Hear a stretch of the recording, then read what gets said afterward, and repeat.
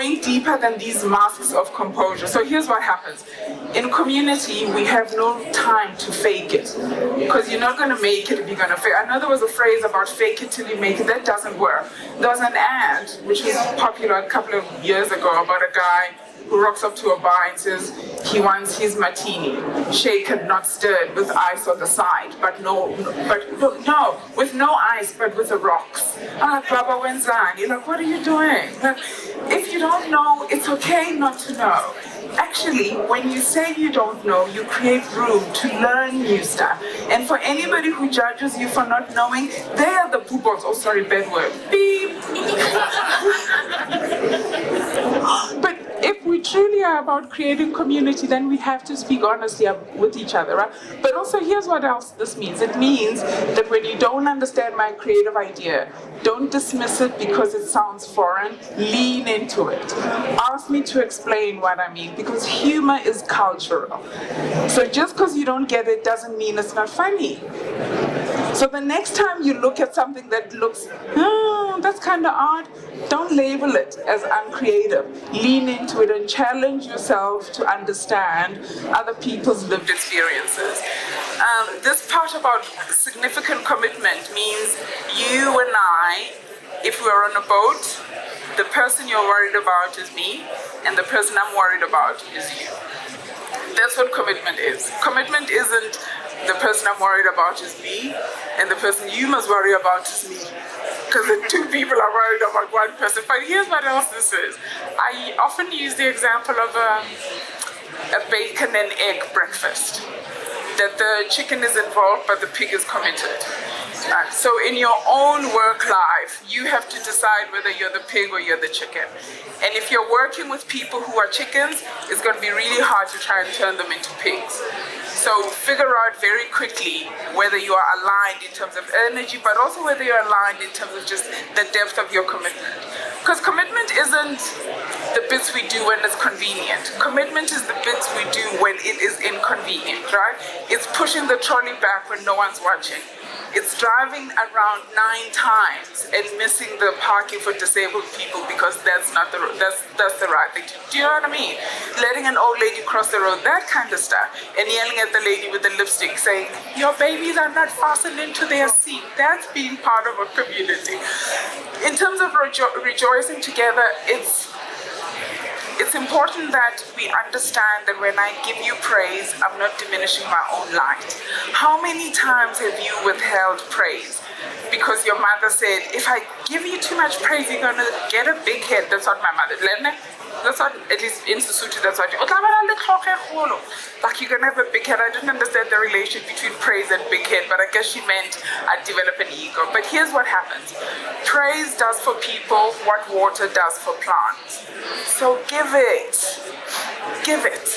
And it doesn't diminish your own light. It just makes you a fantastic human being, because it takes confidence to share praise. It's insecurity that makes you withhold affection. So this idea of rejoicing together is part of what I'm challenging us to do as a creative community. So when another ad agency does something fantastic, like I saw some work from Nando's yesterday. They were taking a piss at some other people. I wasn't laughing at the piss, I was laughing at the work, so I thought that was fantastic. But we also have to be able to mourn together. Mourning together means reflecting on the things that we've lost. I think as a community, we have lost honesty. I also think we've also lost tenacity.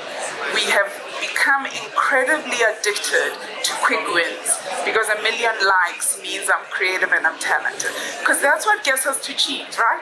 We cut corners trying to get to the light. And that is what, for me, is the saddest moment of reflection, is that we have lost the idea and the reason, at least the reason why I joined this mad community was to create work that was helpful, work that was authentic, but also work that was distinctive.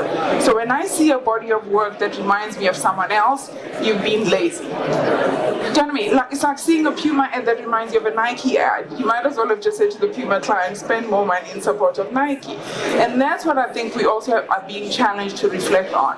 What have we lost in our pursuit of things that are superficial? So every time that we are dishonest, we affect our own trust, which means clients then turn around and say, you creatives are lazy, why must I pay you this much? Right? Why do you claim it's going to take you 6 weeks when my nephew who goes to Vega can give me a logo in 2 minutes? Ooh.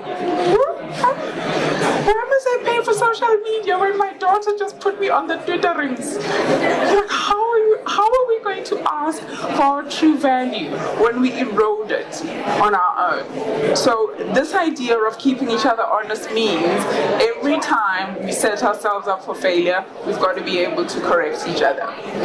Then the other one was about making others' conditions our own. And this isn't like hugging bears and being softy and kissing children, because I don't do that. I pinch children. Especially, no, don't judge, there's a condition. I pinch children when there are marshmallows and watermelon involved. That's the only time. Because parents, I don't understand how you know I love marshmallows and you ask me to share with your child. How's that going to end?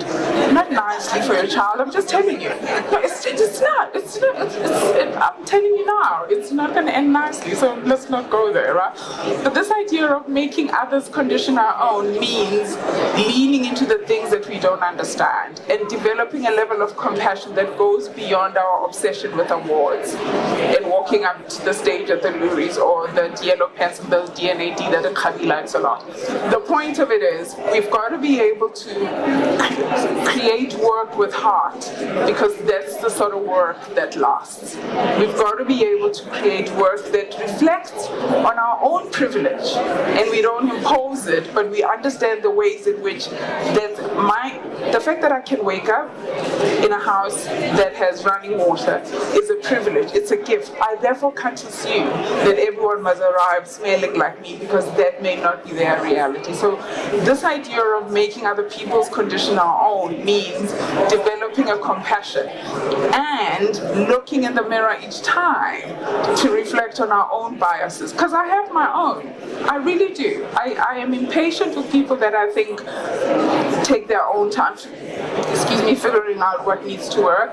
I'm impatient with people that I think are not making an effort to learn and to unlearn some stuff. So using this quote for me was just I thought would be a nice roadmap to just go, what for me is community? And in your everyday lives, what do you believe is your contribution to the community in which you earn a living, you create work, you live in the everyday, and you move in and out of.